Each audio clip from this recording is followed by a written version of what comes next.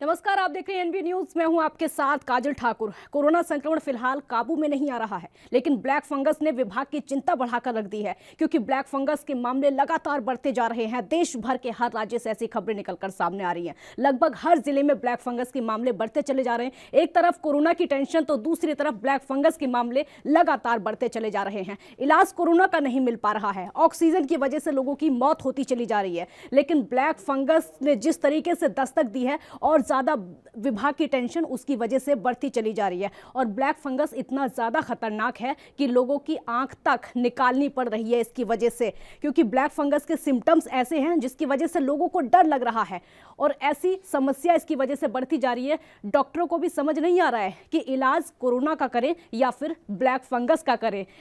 इलाज को लेकर लगातार परेशानी बढ़ती चली जा रही है, टेंशन बढ़ती चली जा रही है। पर्याप्त दवाइयां ना मिलने की वजह से परेशानियां सामने आ रही हैं।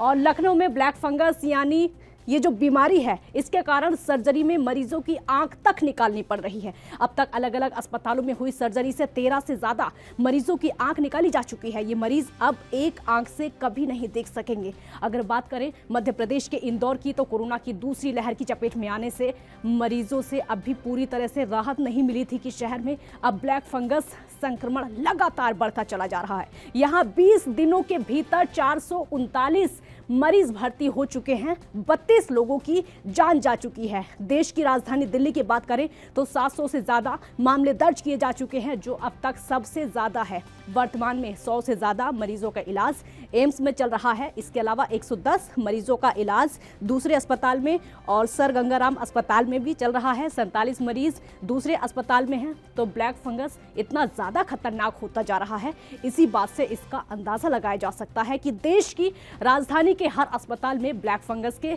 मामले लगातार बढ़ते चले जा रहे हैं। उपयोगी जो दवाएं हैं, इसके लिए उनको लेकर केंद्र सरकार और दिल्ली की सरकार से नीति बनाने की बात कही जा रही है। कोर्ट ने भी कहा है कि इस बात को प्राथमिकता देनी होगी कि किस तरीके से ब्लैक फंगस का इलाज करना है, क्योंकि समस्या लगातार बढ़ती चली जा रही है।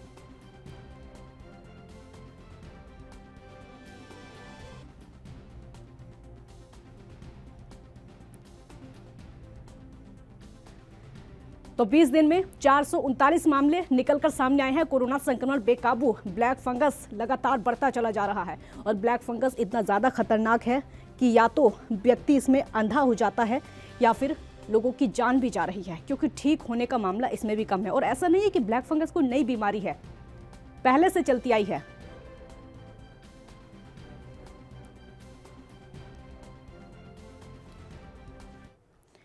राजीव तिवारी संवाददाता दिल्ली से समय हमारे साथ लाइव जुड़ चुके हैं और अनुज कुमार संवाददाता लखनऊ से समय हमारे साथ लाइव जुड़ चुके हैं।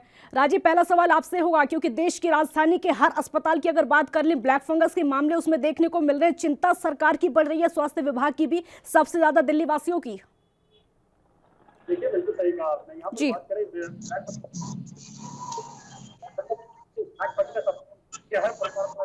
लगातार कहीं वो कहीं ना कहीं उसके मरीज जो है लगातार दिल्ली के सभी अस्पतालों के अंदर चाहे वो सरकारी हो या फिर एम्स हो या मैक्स जी, मरीजों की संख्या बढ़ती चली जा रही है। यहाँ तक कि इसके अंदर सबसे ज्यादा आंखों की परेशानी आ रही है, यानी कि आंखें खराब हो रही है या फिर सीधे सीधे कहें तो लोगों की मौत हो रही है। मतलब इस तरीके से लगातार कहीं ना कहीं कोरोना की रफ्तार अलग चल रही है और कहीं ना कहीं ब्लड फंगस की जो रफ्तार है वो भी कहीं ना कहीं दुगनी होती चली जा रही है। और डॉक्टरों को समझ में नहीं आ रहा कि कोरोना का इलाज करें या फिर ब्लड फंगस का इलाज करें, क्योंकि लगातार कहीं ना कहीं ब्लड फंगस की भी स्थिति बिल्कुल कंट्रोल से बाहर होती नजर आ रही है। और दवाइयां हैं, पुरानी बीमारी है, मगर कहीं ना कहीं इसका इलाज करने के लिए कहीं ना कहीं दिक्कतें जरूर आ रही है डॉक्टरों को भी। जी, लखनऊ की अगर बात करें अनुज, लखनऊ में तकरीबन 10-12 मरीज हैं जिनकी आंख तक निकालनी पड़ी है। सबसे बड़ी समस्या इस समय उत्तर प्रदेश में देखने को मिल रही है।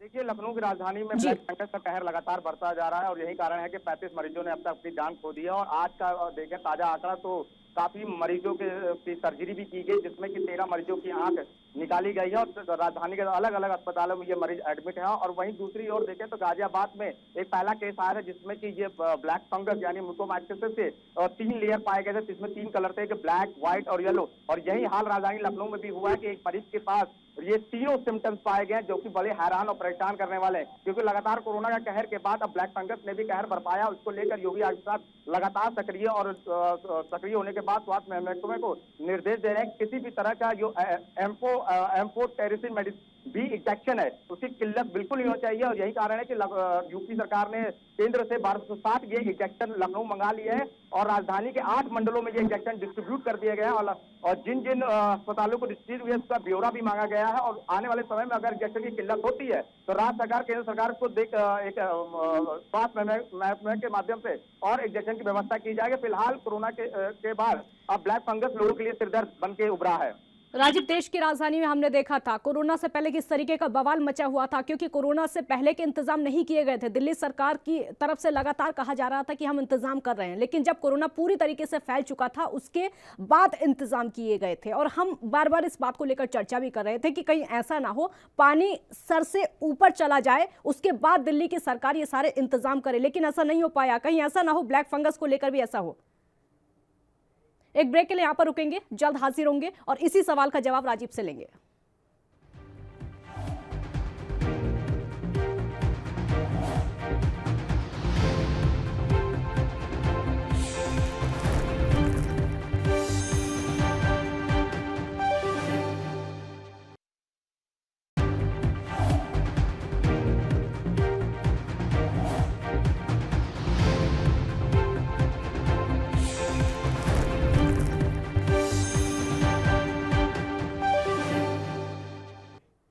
ब्रेक के बाद एक बार फिर स्वागत है आपका। ग्राफिक्स के जरिए आपको समझाते हैं किस तरीके से देश भर में ब्लैक फंगस ने कहर बरपाया हुआ है। ब्लैक फंगस के 5 लक्षण हैं। साइनस की परेशानी होना ये ब्लैक फंगस का पहला लक्षण है। नाक बंद हो जाना, नाक की हड्डी में दर्द होना, ये दूसरा लक्षण है ब्लैक फंगस का। नाक से काला तरल पदार्थ निकलना, ये लक्षण है तीसरा ब्लैक फंगस का। आंखों में सूजन, धुंधलापन दिखना, ये चौथा लक्षण है ब्लैक फंगस का। और सीने में दर्द, सांस लेने में समस्या, ये 5वां लक्षण है ब्लैक फंगस का। ये सभी लक्षण अगर आपको दिखाई देते हैं तो सावधान होने की जरूरत है। शुगर को नियंत्रित रखें, ये बचने का तरीका है। दूसरा तरीका है कोरोना से ठीक होने के बाद ब्लड शुगर पर निगाह रखना बेहद जरूरी है। स्टेरॉइड का इस्तेमाल डॉक्टर की सलाह पर ही करें, क्योंकि ज्यादा इस्तेमाल खतरनाक साबित हो सकता है ब्लैक फंगस में। सही मात्रा, सही समय और उचित दिनों तक स्टेरॉइड का इस्तेमाल करना चाहिए। साइनस की परेशानी होना ये लक्षण है। आपको बता दें कि 5 लक्षण हमने आपको बताए हैं जो कि ब्लैक फंगस के हो सकते हैं। इसकी बचाव भी है, बचाव करना बेहद जरूरी है। अगर आप बचाव करते हैं तो इस बीमारी से निजात पा सकते हैं।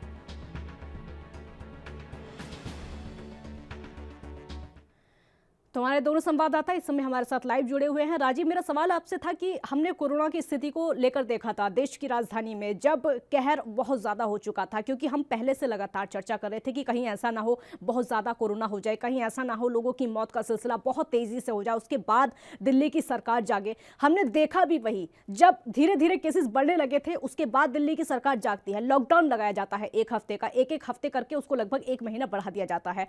ऐसा नहीं लगता कि ब्लैक फंगस को लेकर अभी से हाई लेवल के इंतजाम करने चाहिए? देखिए, बिल्कुल सही कहा आपने। जिस वक्त कोरोना की जो रफ्तार थी वो कहीं ना कहीं जब होली के मद्देनजर रखते वो बढ़ती चली जा रही थी, तो कहीं ना कहीं दिल्ली सरकार कह रही थी कि हम कंट्रोल कर लेंगे, हमारे पास प्रॉपर इंतजाम है, अस्पतालों के अंदर सारी सुविधाएं हैं। मगर वो सारी सुविधाएं कहीं ना कहीं फेल होती नजर आई और दिल्ली सरकार को मजबूरन आकर लॉकडाउन लगाना पड़ा। और एक हफ्ते का लॉकडाउन लगाते लगाते लगभग 1 महीने से ज्यादा का समय हो चुका है। और कहीं ना कहीं स्थिति को कंट्रोल करने के लिए कहीं ना कहीं केंद्र सरकार का सहयोग मांगा गया और जब कहीं जाकर कंट्रोल हो पाए थे कि दिल्ली सरकार के पास ना तो ऑक्सीजन थी, ना ही बेडों की संख्या से बड़ी हुई थी और ना ही स्थिति को कंट्रोल करने के लिए कोई प्रॉपर रणनीति बनाई गई थी। मगर वही चीज अब कोरोना ब्लैक फंगस के अंदर भी देखने को मिल रही है, क्योंकि ब्लैक फंगस जिस तरीके से पैर पसार रहा है और साथ में ब्लैक फंगस के साथ साथ व्हाइट फंगस और येलो फंगस भी सामने नजर आ रहा है, तो कहीं ना कहीं स्थिति जरूर बिगड़ रही है। मगर दिल्ली सरकार के पास अभी भी ऐसी कोई रणनीति नजर नहीं आ रही है जो कहीं ना कहीं ब्लैक फंगस को रोकने में कारगर हो, या फिर चाहे अस्पतालों की सुविधाएं बढ़ाई गई हो, या क्योंकि जिस तरीके से अभी तक अस्पतालों के अंदर जितने बेड बढ़ाए गए थे वो नॉर्मल बेड बढ़ाए गए थे, आईसीयू और वेंटिलेटर बेड जो थे वो कहीं ना कहीं अभी भी उसकी संख्या कम है। मगर लगातार जिस तरीके से कोरोना का ग्राफ गिरा है इससे कहीं ना कहीं दिल्ली सरकार को जरूर उपलब्धि हासिल हुई है और कहीं ना कहीं जो दिल्ली सरकार सोचती है कि कोरोना की रफ्तार वो रुकती नजर आए, मगर अब जैसे ही रफ्तार रुकती है तो कहीं ना कहीं रेड फंगस और क्या कहते हैं व्हाइट फंगस और येलो फंगस की जो रफ्तार है वो बिल्कुल बढ़ती चली जा रही है और यहाँ तक कि इसकी दवाई भी है मगर इलाज भी है, मगर कहीं ना कहीं उसके अंदर देरी होती नजर आ रही है क्योंकि जब तक सिम्टम लोगों को नजर आते हैं, जब तक समझ में आता है, जब तक काफी देर हो जाती है और कहीं ना कहीं फिर अस्पतालों की तरफ भागा जाता है और अस्पतालों के अंदर फिर वही स्थिति देखने को मिलती है कि जो डॉक्टर है वो कंट्रोल नहीं कर पाते हैं और कहीं ना कहीं दिक्कत बाद में यही आती है कि लोगों की मौत हो जाती है और कहीं ना कहीं यहाँ पर सरकारों की लापरवाही जरूर देखने को मिलती है। सरकारों की लापरवाही यहाँ पर देखने को मिलती है। अनुज, मेरा यही सवाल आपसे होगा क्योंकि जो परिस्थिति देश की राजधानी को लेकर है वही परिस्थिति अब उत्तर प्रदेश को लेकर भी है। जिस तरीके के हालात कोरोना को लेकर हमने देश की राजधानी में देखे, उत्तर प्रदेश में भी लगभग वैसा ही हाल, इवन उससे ज्यादा हालात खराब देखने को मिले। ऐसा नहीं लगता कि उत्तर प्रदेश की सरकार को भी पहले से ही इंतजाम करने चाहिए, बाढ़ आने से पहले ही पुल बांध लेना चाहिए? नहीं, बिल्कुल सही कहा। कि अब जो आज की डेट में कोरोना को अगर स्थिति पाया जाए तो बहुत ही हद तक काबू पा लिया गया। यही कारण है कि ट्रिपल फॉर्मेट के जरिए कोरोना पे कमी दर्ज की गई और आज का देखा जाए तो ये 5 करोड़ टेस्टिंग करने वाला देश का सबसे पहला राज्य उत्तर प्रदेश ही बना। पर हाँ, दूसरी ओर म्यूकोरमाइकोसिस यानी ब्लैक फंगस से जिस तरह कहर बरपाया, इसका अनदेखा फिलहाल नहीं। रोकूंगी, एक छोटे से ब्रेक के लिए यहाँ पर रुकना होगा। छोटा सा ब्रेक लेते, जल्द हाजिर होंगे। आप देखते रहिए एएनबी न्यूज।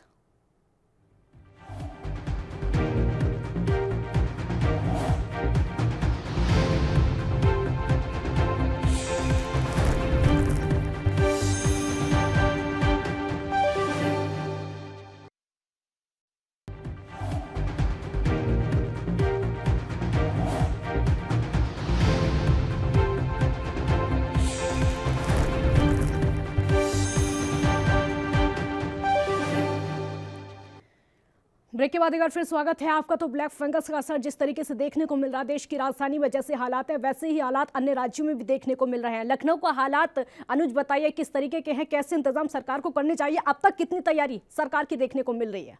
सरकार की ओर से पूरी तैयारी कर ली गई है और उसके साथ ही निगरानी के लिए अलग से कमेटी भी गठित की गई है और उसके लिए वेल ट्रेनेड और जो हॉस्पिटलाइज जो डॉक्टर्स हैं उनकी भी एक टीम गठित कर दी गई जिसकी देखरेख केवल म्यूकोरमाइकोसिस जो ब्लैक फंगस के जो मरीज है उनके लिए देखा जाए। और दूसरी ओर इसके जो इंजेक्शन आता है यानी इन्फोटेरिसिन बीट जो इंजेक्शन होती है, जो उसी की किल्लत थी, उसको लेकर राज्य सरकार ने केंद्र सरकार से गुहार लगाई थी, जिसके बाद से 1260 इंजेक्शन फिलहाल यूपी को मिल चुके हैं और 8 मंडलों में डिस्ट्रीब्यूट भी किए जा रहे हैं। और रेड सोसाइटी राजधानी लखनऊ में जो कि ये इंजेक्शन का बीड़ा उठाया जो कि डिस्ट्रीब्यूट करती है, तो उसने भी कुछ इंजेक्शन अभी तक मंगवा लिए हैं। तो जो इंजेक्शन की मेन कॉजेज जो किल्लत हो रही है, जो कमी आ रही थी इंजेक्शन को लेकर, वो फिलहाल उत्तर प्रदेश में देखने को नहीं मिल रही है। और उससे यही लगातार है कि अगर आने वाले समय मरीज अगर आते हैं तो आने वाले समय के इंजेक्शन के लिए बैकअप प्लान भी तैयार किया गया है। और अभी तक केवल 13 मरीजों के ही अभी इस तरह के आंकड़े सामने आए जहां पे आंखें डैमेज हो गई हैं, उनकी आंखें तो अपनी रोशनी से हाथ धोना बैठना पड़ रहा है। फिलहाल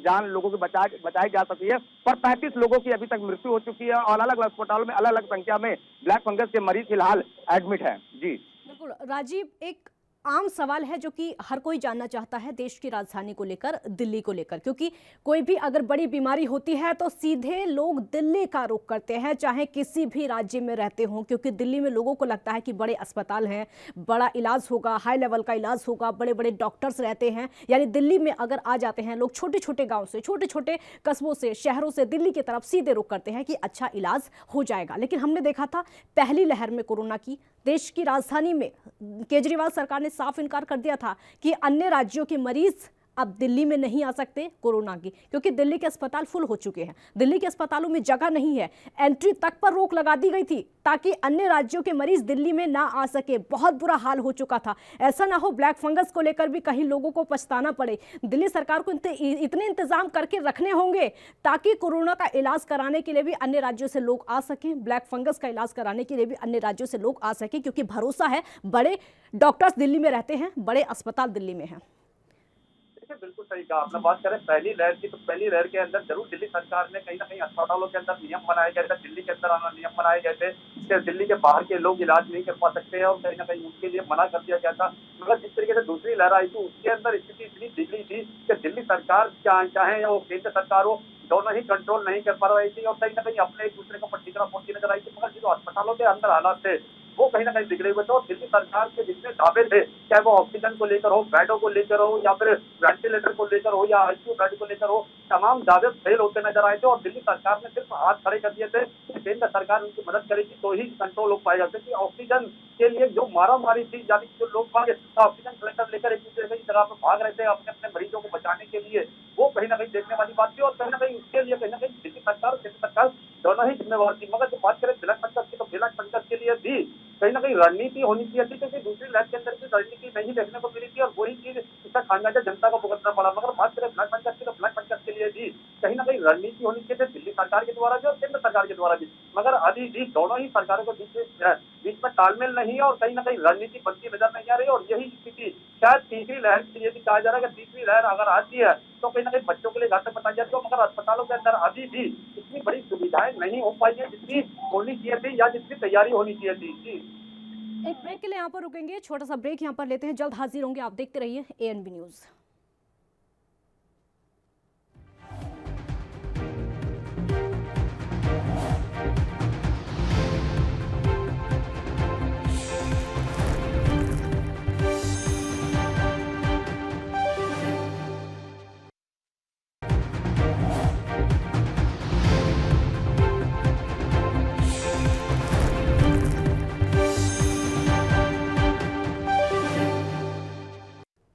ब्रेक के बाद एक बार फिर स्वागत है आपका। उत्तर प्रदेश से इस वक्त की बड़ी खबर आपको बता देते हैं। अखिलेश यादव ने ट्वीट किया है। अखिलेश यादव ने ट्वीट किया है, वो भी ब्लैक फंगस को लेकर। इस वक्त की बड़ी जानकारी हम आप तक पहुंचा रहे हैं। सपा सुप्रीमो अखिलेश यादव का ट्वीट। पूर्व मुख्यमंत्री ने ट्वीट पर मांग भी उठाई है। अखिलेश यादव पूर्व मुख्यमंत्री भी उत्तर प्रदेश के हैं। ब्लैक फंगस के मरीजों का फ्री इलाज कराए सरकार, ये अखिलेश यादव की मांग है। पूर्व मुख्यमंत्री ने ट्वीट करके मांग उठाई है कि ब्लैक फंगस के मरीजों का इलाज सरकार फ्री में कराए। देखिए, मुद्दा हमारा ब्लैक फंगस का है। हम लगातार उसको लेकर चर्चा कर रहे हैं, किस तरीके से उसका इलाज होना चाहिए, क्या क्या सिम्टम्स ब्लैक फंगस के हैं, किस तरीके से सावधानियां बरतनी चाहिए। लेकिन इसी बीच में घमासान ब्लैक फंगस को लेकर इस तरीके से मचा हुआ है। यहाँ पर यह कहना बिल्कुल भी गलत नहीं होगा कि राजनीति किस तरीके से, जैसे कोरोना पर राजनीति हुई वैसे ही ब्लैक फंगस पर भी राजनीति हो रही है। हालांकि अखिलेश यादव का सिर्फ इतना कहना है कि ब्लैक फंगस का इलाज फ्री में होना चाहिए। जिस तरह से वैक्सीन को लेकर भी लगातार विपक्षी पार्टियां फ्री में बांटने की मांग कर रही हैं कि वैक्सीन फ्री में लगनी चाहिए। कई अन्य राज्यों की सरकारें हैं जो कि केंद्र से बार बार मांग कर रही हैं कि वैक्सीन फ्री में लोगों को लगनी चाहिए। अब ब्लैक फंगस का इलाज फ्री में होना चाहिए, ये अखिलेश यादव का ट्वीट, सपा सुप्रीमो अखिलेश यादव का ट्वीट, जो कि चाहते हैं कि अब ब्लैक फंगस के मरीजों का इलाज फ्री में होना चाहिए।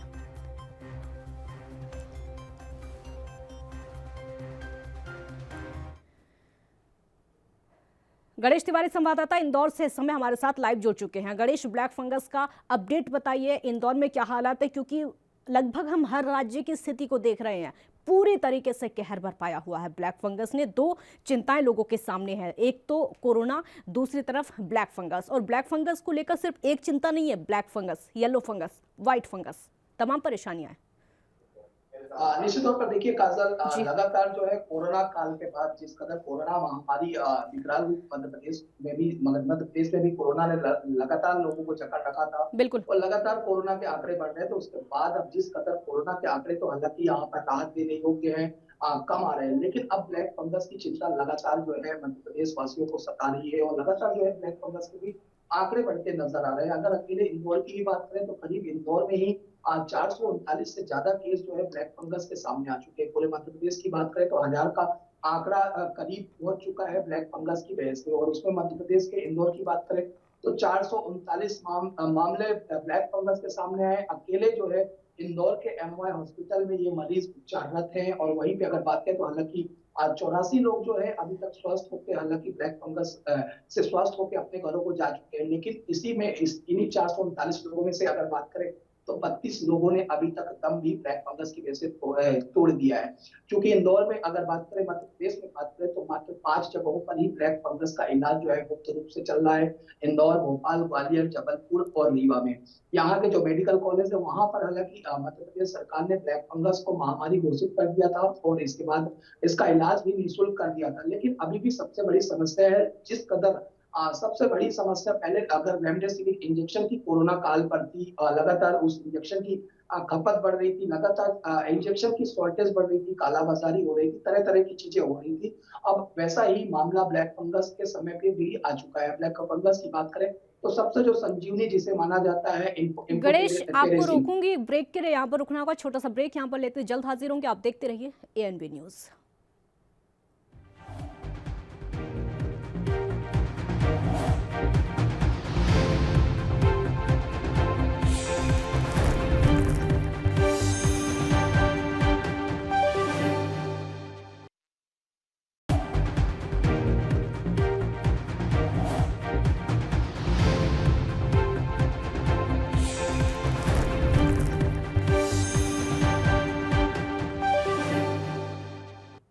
ब्रेक के बाद एक बार फिर स्वागत है आपका। तो ब्लैक फंगस को लेकर चर्चा लगातार जारी है। ब्लैक फंगस को लेकर हम लगातार जानने की कोशिश ये कर रहे हैं किस तरीके के लक्षण इसमें होते हैं, कैसे लोग इससे बच सकते हैं, देश भर की क्या स्थिति है। हमारे संवाददाता लगातार बता रहे हैं ताकि आप लोगों को जागरूक किया जा सके, ताकि आप लोग ब्लैक फंगस के कहर से बच सके। गणेश, अपनी बात पूरी करिए आप।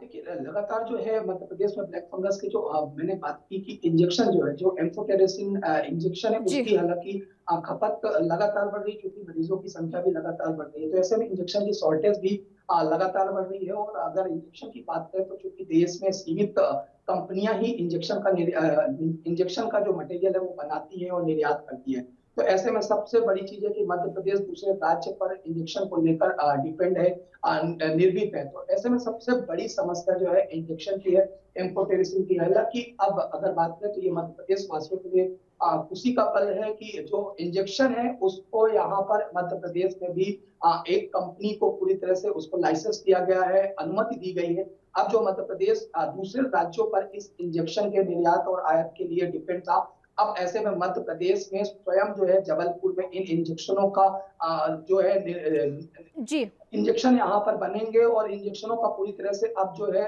उम्मीद है कि 20 जून के जी। बाद गणेश, से एक और मेरा मध्य सवाल प्रदेश सुनिए। बिल्कुल बिल्कुल गणेश, एक और मेरा सवाल सुनिए, क्योंकि 439 मामले आप बता रहे हैं, 439 केस प्रदेश में आना बहुत बड़ा चिंता का विषय। और हमने देखा था कि ब्लैक फंगस को महामारी घोषित किया था सबसे पहले मध्य प्रदेश की सरकार ने। मध्य प्रदेश की सरकार ने सबसे पहले कहा था कि ब्लैक फंगस को महामारी घोषित कर दिया जाए ताकि लोग चिंता करें, ताकि लोग सतर्क हो सकें। महामारी घोषित करने के बाद भी 441 मामले सामने आना, 439 तकरीबन इतने मामले सामने आए हैं अब तक। सरकार पर सवाल उठते हैं क्योंकि महामारी घोषित करने के बाद भी वो चिंता नहीं जताई गई, वो इंतजाम नहीं किए गए जो कि होने चाहिए थे। निश्चित तौर पर काजल, यहाँ पर प्रश्न उठाना लाजमी है क्योंकि लगातार जो है कोरोना के बाद लगातार सरकार को इस चीज के पहले से ही इस चीज का जानकारी लग गई थी कि कोरोना के बाद अब ब्लैक फंगस का जकड़ जो है लगातार मध्य प्रदेश में भी आ चुका है। और अगर पहले मामले की ही बात करें तो करीब 12 अप्रैल को पहला मामला मध्य प्रदेश में पहला कोरोना ब्लैक फंगस का मामला जो है जबलपुर में सामने आया था सबसे पहला। तो ऐसे में सरकार को पहले ही इस चीज पर संज्ञान लेनी थी, लेकिन सरकार कहीं ना कहीं इस चीज पर लापरवाही नजर आई। और लगातार मध्य प्रदेश की बात करें काजल, सबसे अहम है कि कोरोना काल में भी देखने को मिला है और अब ब्लैक फंगस के समय भी देखने को मिला। सबसे ज्यादा है सियासत। यहाँ पर सियासत इतनी शर्मा चुकी है कि भाजपा और कांग्रेस का आरोप प्रत्यारोप लगातार जारी है। लेकिन जो सुविधाएं, जो व्यवस्था करनी है, तो मरीजों के परिजन लगातार जो है तड़प रहे हैं इलाज से, उनकी कहीं भी पूर्ति या उनकी व्यवस्थाओं पर किसी तरह से चिंता किसी को भी नहीं सता रही है। सभी अपनी अपनी सियासत को चमकाने में लगे हुए हैं। यही वजह है कि लगातार जो है ऐसी बीमारियां लोगों को जकड़ में ले रही हैं और सुविधाओं का कहीं ना कहीं अभाव पूरी तरह से खल रहा है यहाँ। नहीं, लेकिन गणेश, जहाँ तक आप सियासत की बात करें कि सभी लोग अपनी सियासत चमकाने में लगे हुए हैं, लेकिन ये वक्त एक ऐसा वक्त है जब सत्ता पक्ष को और विपक्ष को एक साथ आकर, एकजुट होकर लड़ाई लड़ने की ज़रूरत है। क्योंकि अगर एक साथ नहीं आएंगे, एक साथ आकर कोरोना से लड़ाई नहीं लड़ेंगे, एक साथ आकर ब्लैक फंगस से लड़ाई नहीं लड़ेंगे, तो ये देश निजात नहीं पाएगा। क्योंकि हमने देखा है कोरोना पर लोग एकजुट नहीं हुए हैं। कोरोना की स्थिति को लेकर सत्ता पक्ष और विपक्ष की जो राय है हमेशा से अलग रही है, हमेशा से भिन्न रही है। अगर एक साथ होते तो कोरोना को कब की मात दी जा सकती थी। हम देख रहे हैं ब्लैक फंगस पर भी सभी के तर्क अलग अलग हैं। अगर विपक्ष कोई राय देता है तो सत्ता पक्ष उसको मानने को तैयार नहीं है। अगर सत्ता पक्ष कोई कदम उठाता है तो विपक्ष को सवाल उठाने ही होते हैं।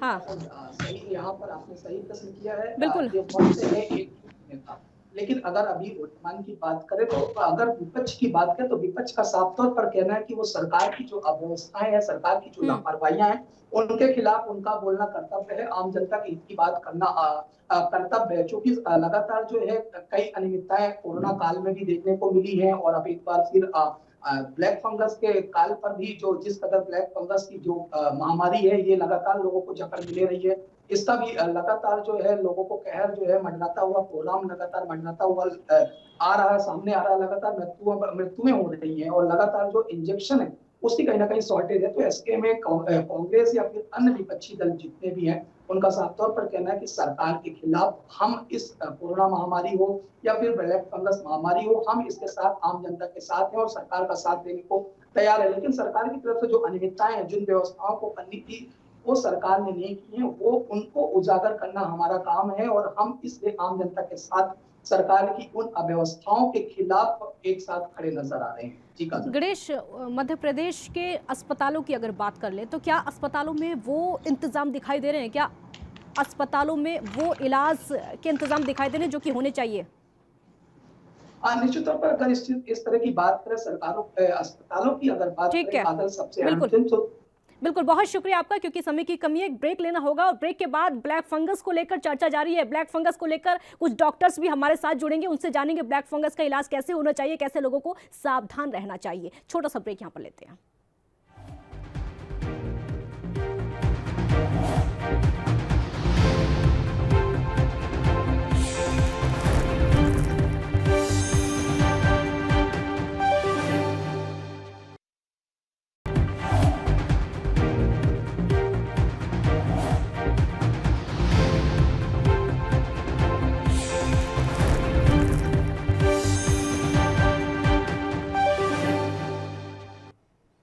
ब्रेक के बाद एक बार फिर स्वागत है आपका। तो ब्लैक फंगस को लेकर चर्चा लगातार जारी है। एक बार ग्राफिक्स के जरिए आपको समझाते हैं किस तरीके के लक्षण, ये देखिए एक बार फिर हम आपको समझा रहे हैं क्योंकि आपके लिए समझना बहुत जरूरी है।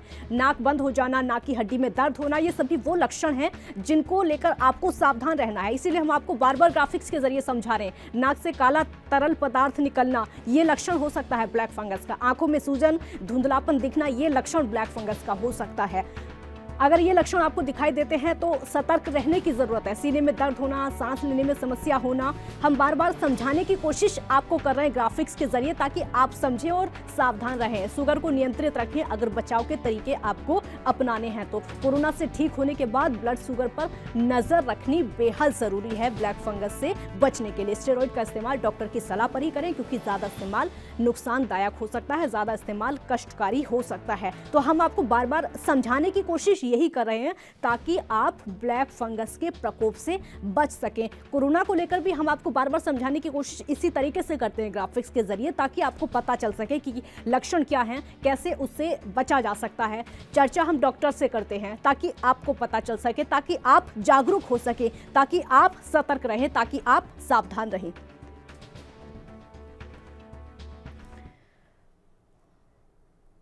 दिल्ली से इस वक्त की बड़ी खबर आपको बता देते हैं। इस वक्त की ब्रेकिंग न्यूज जो कि देश की राजधानी दिल्ली से सीधे सामने आ रही है। केंद्र को घेरने में कांग्रेस नेता प्रियंका गांधी वाड्रा लगातार लगी हुई हैं। वैक्सीन को लेकर केंद्र सरकार से कई सवाल प्रियंका गांधी ने पूछे हैं और जो कि लगातार पूछती आ रही हैं। ट्वीट के जरिए लगातार सवाल प्रियंका गांधी वाड्रा पूछती हैं। 35,000 वैक्सीन बजट के 35,000 करोड़ कहां पर खर्च किए? अंधेर वैक्सीन नीति चौपट राजा, ये प्रियंका गांधी का बड़ा तंज केंद्र की सरकार पर। केंद्र को घेरने की कोशिश लगातार प्रियंका गांधी की तरफ से की जाती है। एक बार फिर से ट्वीट के जरिए प्रियंका गांधी ने केंद्र सरकार को घेरने की कोशिश की है। कई सवाल वैक्सीन को लेकर पूछे हैं कि कहां पर गई वैक्सीन, कहां पर गया वैक्सीन का बजट। वैक्सीन बजट के 35,000 करोड़ कहां खर्च किए जो कि वैक्सीन देश को नहीं मिल पा रही है। अंधेर वैक्सीन नीति चौपट राजा, ये प्रियंका गांधी का तंज सीधे प्रधानमंत्री नरेंद्र मोदी पर है। हम लगातार देख रहे हैं कांग्रेस की तरफ से प्रियंका गांधी और राहुल गांधी की तरफ से तंज कसा जाता है। ट्विटर के जरिए लगातार ये दोनों ही नेता एक्टिव रहते हैं केंद्र सरकार पर हमला बोलने को लेकर, क्योंकि वैक्सीन को लेकर लगातार विपक्ष की तरफ से सवाल उठाए जाते हैं। फ्री वैक्सीन को लेकर भी लगातार मांग की जाती रही है प्रियंका गांधी की तरफ से, राहुल गांधी की तरफ से कि देश को फ्री वैक्सीन मिलनी चाहिए, लेकिन केंद्र सरकार की तरफ से कोई रिएक्शन नहीं आता है। अगर रिएक्शन आता भी है तो सीधा उनको जवाब दिया जाता है और कहा जाता है कि कांग्रेस को सिर्फ राजनीति करनी आती है, कांग्रेस में सिर्फ परिवारवाद है, कांग्रेस परिवारवाद से बाहर नहीं निकल पा रही है। ये तमाम सवाल ऐसे हैं जो कि सीधे कांग्रेस पर ही दाग दिए जाते हैं सरकार की तरफ से। एक बार फिर से प्रियंका गांधी वाड्रा ने सरकार पर, केंद्र की सरकार पर निशाना साधा है वैक्सीन को लेकर कि वैक्सीन का जो बजट था 35,000 करोड़ रुपए का जो बजट था उसको आखिरकार कहां पर खर्च कर दिया, कहां है वो पैसे, क्यों नहीं वैक्सीन बन पा रही है, क्यों नहीं वैक्सीन देश को मिल पा रही है। और इससे पहले कांग्रेस नेता तो ये भी कहते रहे हैं कि देश के बच्चों की वैक्सीन कहां गई।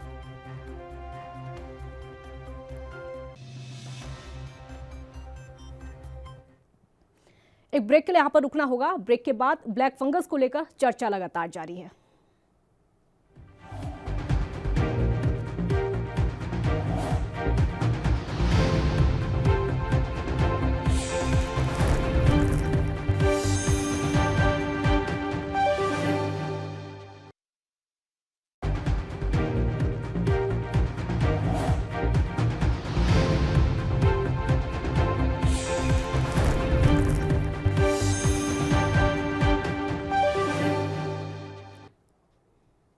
ब्रेक के बाद एक बार फिर स्वागत है आपका। तो ब्लैक फंगस को लेकर चर्चा लगातार कर रहे हैं। दो डॉक्टर्स इस समय हमारे साथ जुड़े हुए और दोनों बड़े डॉक्टर्स हैं हमारे साथ। डॉक्टर DK गुप्ता CMD हैं फ्लिक्स हॉस्पिटल के, और डॉक्टर नरेश चावला इस समय हमारे साथ जुड़ चुके हैं जो कि IMA से हैं।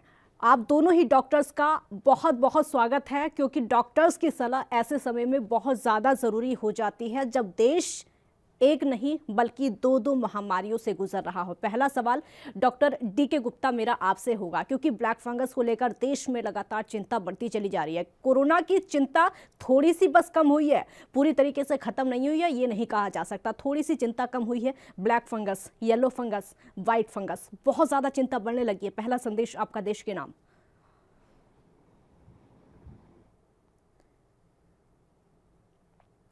डॉक्टर गुप्ता आवाज सुन पा रहे हैं मेरी?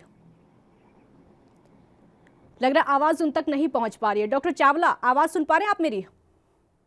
हाँ जी, डॉक्टर चावला पहला सवाल आपसे करती हूँ, क्योंकि डॉक्टर DK गुप्ता भी जुड़ रहे हैं हमारे साथ, आवाज उनको नहीं पहुंच पा रही है। डॉक्टर चावला, इस समय एक डॉक्टर की राय बेहद जरूरी हो जाती है देश के लिए, क्योंकि लक्षण जो है लोगों को वो भी ठीक से नहीं पता है, क्या क्या सावधानियां उनको बरतनी चाहिए, किस तरीके से सावधान रहना चाहिए वो भी उनको ठीक से नहीं पता है। एक डॉक्टर की राय बहुत जरूरी हो जाती है। देखिए, इसमें कोई शक नहीं है, कोरोना के जनरल केसेस बहुत कम हो गए हैं, लेकिन सीरियस केसेस अभी भी चल रहे हैं। लेकिन जो ब्लैक फंगस है ऑल ओवर इंडिया इंक्लूडिंग अभी महाराष्ट्र में भी कुछ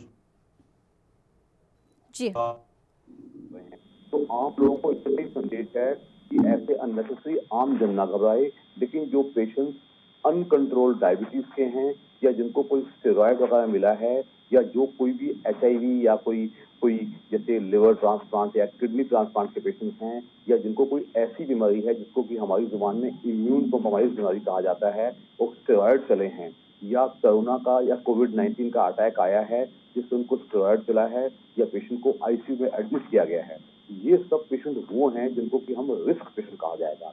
ये लोग अपना ज्यादा ख्याल रखें और इसका बहुत जरूरी है कि उनको कोई भी ऐसा सिम्टम आवे जिसमें कि जैसा कि आपने ग्राफिक में दिखाया था कि कोई भी आंख पे सोजन, नाक के आसपास सोजन या काले धब्बे, नाक से कोई काला पदार्थ निकलना, तरल पदार्थ निकलना या कोई खून आना या आधा सिर दर्द हो जाना या फिर बहुत तेज बुखार हो जाना, ऐसा कुछ भी होवे तो वो हॉस्पिटल में जल्दी रिपोर्ट करें। ब्लैक फंगस की सबसे बड़ी खासियत क्या है कि इसमें पेशेंट का जल्दी डायग्नोज होना बहुत जरूरी है। अगर पेशेंट जल्दी डायग्नोज होगा तो पेशेंट बहुत जल्द ठीक भी होगा, क्योंकि इसकी दवाइयां हैं जो कि पेशेंट को एडमिट करके ही दी जाती हैं। लेकिन पेशेंट अगर थोड़ी सी तकलीफ आने पे अगर एक दो दिन वॉच करेगा तो देखता है कि मैं देखता हूँ, तो तब तक बिगड़ जाता है। और इसमें जो सबसे बड़ी खराबी है कि ब्लैक फंगस में जो मृत्यु दर बहुत ज्यादा है, ऑलमोस्ट 45-50% है। और इवन आंख अगर जान बचाने के लिए आंख का डेला निकालना पड़ जाना बड़ा कॉमन है। तो जैसे ही आपको ऐसा सिम्टम आवे, वो आपकी हिस्ट्री शुगर की है और साथ में आपने स्टेरॉयड लिया हुआ है, तो एकदम डॉक्टर को रिपोर्ट किया जाए। डॉक्टर एकदम डायग्नोज करेगा और पेशेंट को M4 टायरोसिन G के इंजेक्शन लगेंगे और पेशेंट पूरी तरह ठीक हो सकता है। Same way for white fungus जो कि फेफड़ों का फंगस है, ब्लैक फंगस येलो फंगस उससे भी खतरनाक है। उसमें सिम्टम एक ही होते हैं कि पेशेंट को भूख लगनी बंद हो जाती है, पेशेंट के जख्म हील नहीं होता, पेशेंट को वजन वेट लॉस हो जाता है। All the three fungus are very dangerous and मृत्यु दर इतनी ज्यादा है कि डॉक्टर कहता है कि मरीज अगर पहले आ जाएगा तो शायद बच जाएगा, अदरवाइज जान जाने का और तकलीफ ज्यादा होने के चांसेस बहुत ज्यादा है। जी बिल्कुल। Doctor DK. गुप्ता, अगला सवाल मेरा आपसे होगा, क्योंकि डॉक्टर चावला को हम सुन रहे थे, डॉक्टर चावला ने कई सिम्टम्स हैं जो कि बता दिए हैं। आपसे सवाल लूंगी, एक छोटा सा ब्रेक यहाँ पर लेना होगा और छोटे से ब्रेक के बाद सवाल मेरा कई लक्षणों को लेकर भी होगा, क्या क्या लक्षण इसके हो सकते हैं और कहाँ कहाँ पर पहले ब्लैक फंगस अटैक कर सकता है। छोटा सा ब्रेक, ब्रेक के बाद चर्चा लगातार जारी है ब्लैक फंगस को लेकर।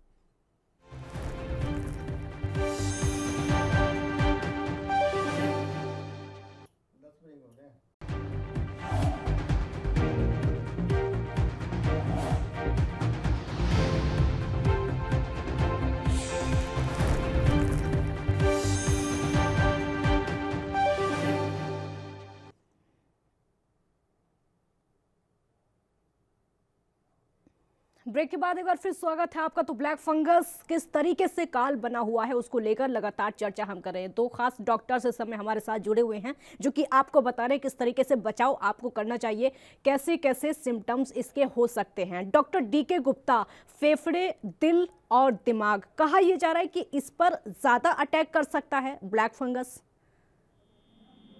एक डॉक्टर का नजरिया क्या कहता है? Doctor DK. गुप्ता, आवाज सुन पा रहे मेरी? डॉक्टर गुप्ता, आवाज आ रही है आप तक मेरी?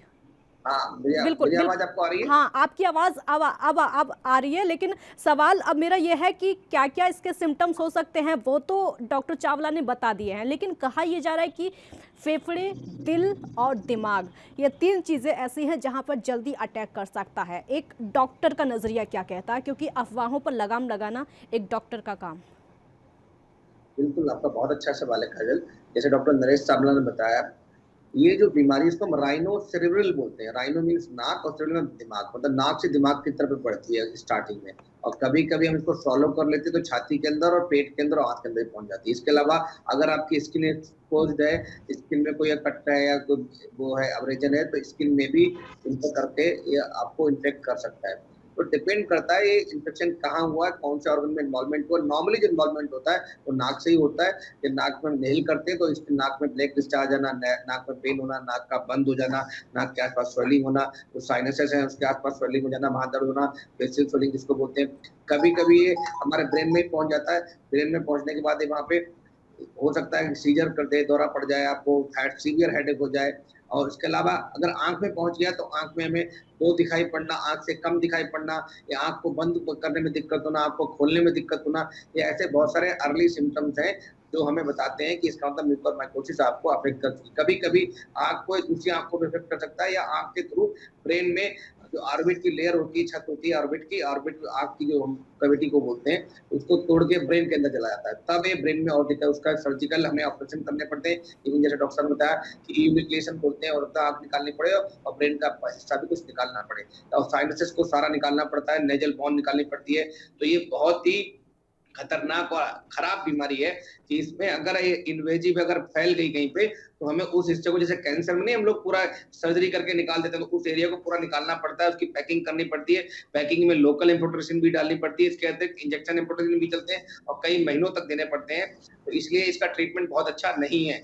दूसरी बात, अगर किसी ने इनहेल कर लिया और छाती में पहुंच गया तो छाती में चेस्ट पेन होगा, आपको बुखार आएगा हाई ग्रेड, आपको ब्रीदिंग डिफिकल्टी हो सकती है। अगर एक पेट में इनहेल कर लिया तो आपको लूज मोशन, वॉमिटिंग, पेट दर्द, कॉन्स्टिपेशन, इंसल्टेशन, ऑब्स्ट्रक्शन हो जाता है, कभी आंख फट जाती है, परफोरेशन हो जाता है। तो ये ऐसे सीरियस कॉम्प्लिकेशन आप में देखेंगे। अगर स्किन में जाएगा तो स्किन में रैशेस हैं, स्किन में स्वेलिंग है, स्किन में पेन है, तो ये सब जो इन्फेक्शन के साइन सिम्टम आपको मिल सकते हैं। अर्ली फायदा यही है कि पहले तो बचे रहे, सबसे बड़ा चीज है बचाव कैसे करें। बिल्कुल बिल्कुल बचाव ये जी बिल्कुल। तो बचाव के लिए ध्यान रखना चाहिए। हाँ। जो भी पेशेंट डिस्चार्ज हो रहे हैं कोविड के, जो पेशेंट जो हाई स्टेरॉइड पे रहे, जिनका लॉन्ग टर्म क्या नाम है डायबिटिक अनकंट्रोल्ड रही है, डायबिटीज ठीक से नहीं थी, या जो कैंसर पेशेंट है जिसको आईवी इंजेक्शन बहुत सारे दिए हैं, मल्टीपल एंटीबायोटिक दी गई, टॉसिलुमाब दी गई है, या जिसको ऑक्सीजन बहुत लंबा समय तक दी ह्यूमिडिफायर के थ्रू दी गई, या खास करके ऐसे लोग जिन्हें घर में होम आइसोलेशन में गंदे सिलेंडर लेके बिना ह्यूमिडिफायर के ब्लड पानी को चेंज किए हुए ऑक्सीजन का यूज किया है, मास्क को चेंज नहीं किया है, तो ऐसे लोग, इनको बहुत चांसेस हैं कि ऐसे लोग ये इनकी इम्यूनिटी कंप्रोमाइज कॉम्प्रोमाइज होती है, इनको म्यूकोरमाइकोसिस ब्लैक फंगस होने का बहुत खतरा रहता है। बिल्कुल बिल्कुल। डॉक्टर चावला, उम्र वर्ग को लेकर सवाल उठता है। सवाल ये उठता है, जिस तरीके से हमने कोरोना को देखा, किस उम्र के लोगों में ज़्यादा हो सकता है। अब ब्लैक फंगस को लेकर भी वही सवाल उठते हैं। सबसे बड़ा खतरा जो है बच्चों को लेकर है। क्या ब्लैक फंगस बच्चों में हो सकता है? अगर हो सकता है तो किस उम्र के बच्चों को ज़्यादा खतरा है? देखिए, अभी तक जो ब्लैक फंगस के ज्यादातर केस देखे गए हैं जी। वो एल्डरली में देखे गए हैं। जी। बच्चों में बहुत ही कम, एक आधा केस हमने सुना है कि 14 साल के एक बच्चे को हुआ था, तो बहुत ज्यादा तो नहीं है। तो लेकिन इंसिडेंस जरूर हो सकता है। तो इसके लिए इतना ही कहा जाएगा कि ये कोई जरूरी नहीं है कि जिनको कोविड-19 हो चुका है उन्हीं लोगों को हो सकता है। जैसे कि पहले बताया गया कि कोई भी जो इम्यून कॉम्प्रोमाइज्ड पेशेंट्स हैं, चाहे वो कैंसर के हैं, चाहे वो किसी ट्रांसप्लांट के हैं, चाहे वो सिस्टमैटिक लूपस एरिथेमाटोस के हों, उन लोगों को ज़्यादा देखभाल करनी चाहिए। बिल्कुल बिल्कुल, आपकी बात पूरी हम करेंगे। ब्रेक के लिए यहाँ पर रुकना होगा। ब्रेक के बाद ब्लैक फंगस को लेकर चर्चा जारी है। हमारे साथ डॉक्टर्स लगातार जुड़े हुए हैं। छोटा सा ब्रेक यहाँ पर लेते हैं।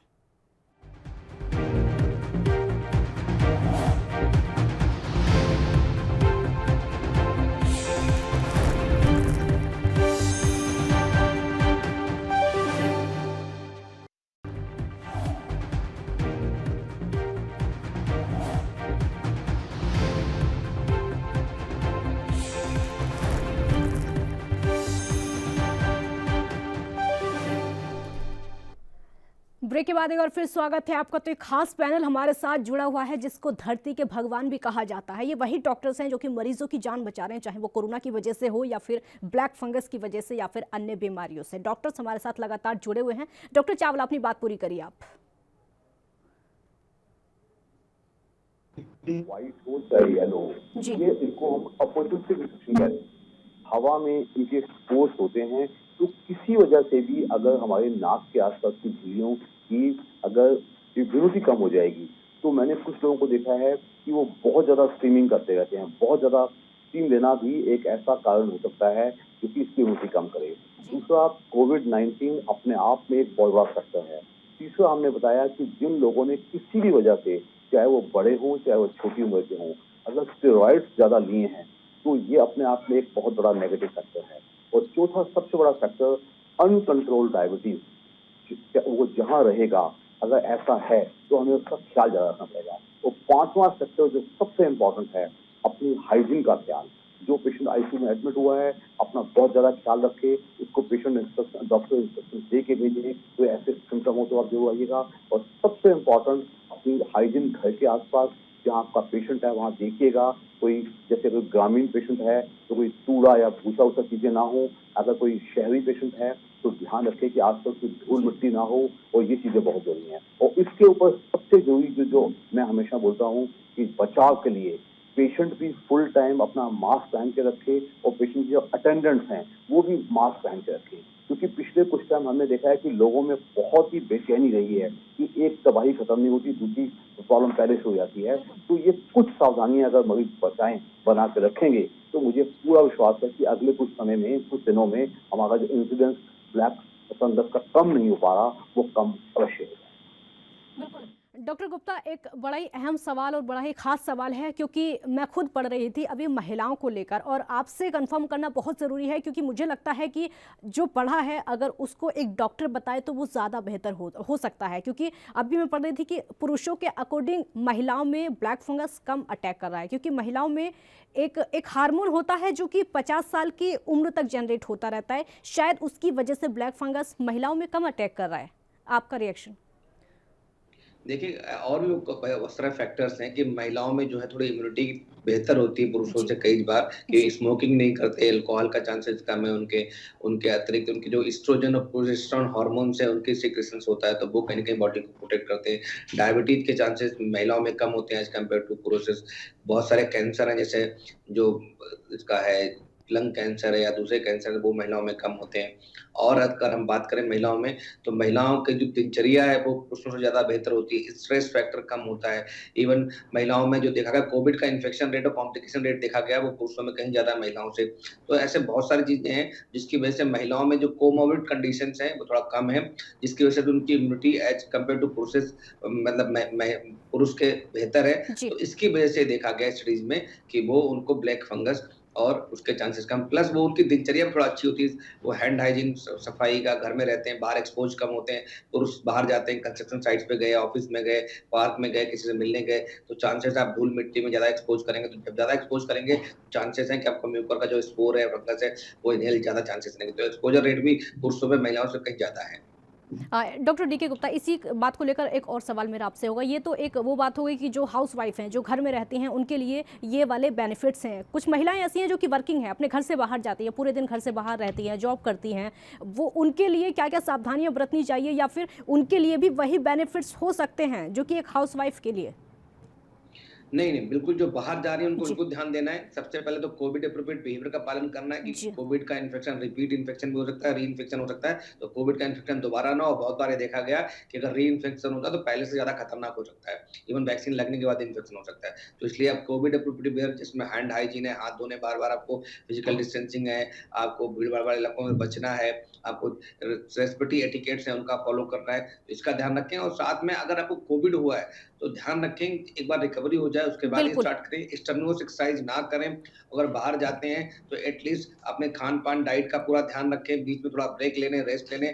और इसके अतिरिक्त जो भी पार्क वगैरह है या ऐसी धूल मिट्टी की जगह है जहाँ पे, बिल्कुल आपको रोकूंगी, ब्रेक के लिए यहाँ पर रुकना होगा, एक छोटा सा ब्रेक यहाँ पर लेते हैं। ब्रेक के बाद ये खास पैनल डॉक्टर्स का लगातार हमारे साथ जुड़ा हुआ है ब्लैक फंगस को लेकर चर्चा करने के लिए। छोटा सा ब्रेक यहाँ पर लेते हैं।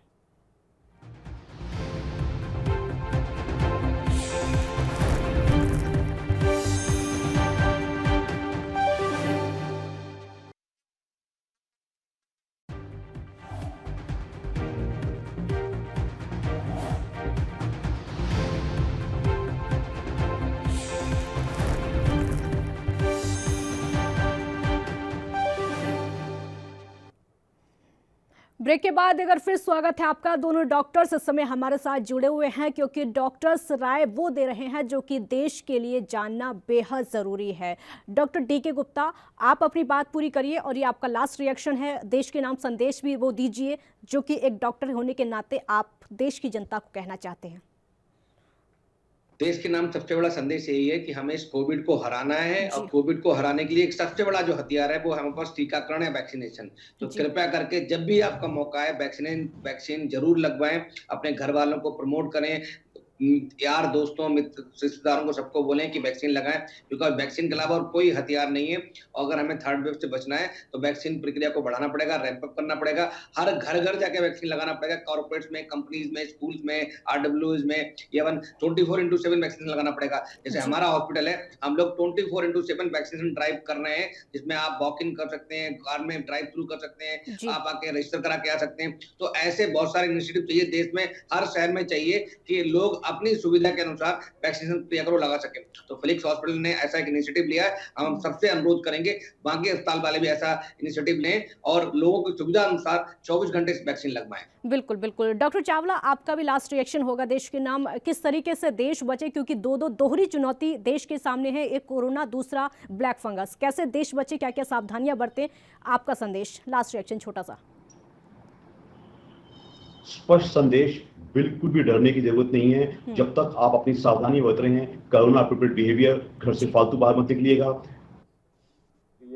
हाथों को साफ करिएगा, अपनी इम्यूनिटी के लिए अच्छा खाना खाइएगा, पौष्टिक और बैलेंस फूड खाइएगा, और अननेसेसरी डरिएगा नहीं। स्ट्रेस करना सबसे बड़ा नेगेटिव है। ये चीज आपको, प्लस जब भी आपकी वैक्सीनेशन का आपका दौर आएगा, आप एलिजिबल होंगे, आप जरूर। बिल्कुल, बहुत शुक्रिया डॉक्टर्स आप दोनों का, doctor DK Gupta, doctor Chawla, आप दोनों का बहुत शुक्रिया। तो ये दो खास वो डॉक्टर जिन्होंने बताया किस तरीके से आप सावधान रह सकते हैं, किस तरीके से आप सुरक्षित रह सकते हैं, अपने आप को सुरक्षित रख सकते हैं, अपने परिवार और देशवासियों को सुरक्षित रख सकते हैं, क्योंकि देश में 2 महामारी ऐसी हैं जिससे बचना आपके लिए बेहद ज़रूरी है। आप घर से बाहर निकलिए तो सुरक्षा अपनी खुद करिए, बिना मास्क लगाए घर से बाहर मत निकलिए। बहुत शुक्रिया आपका। देखते रहिए ANB न्यूज़। नमस्कार।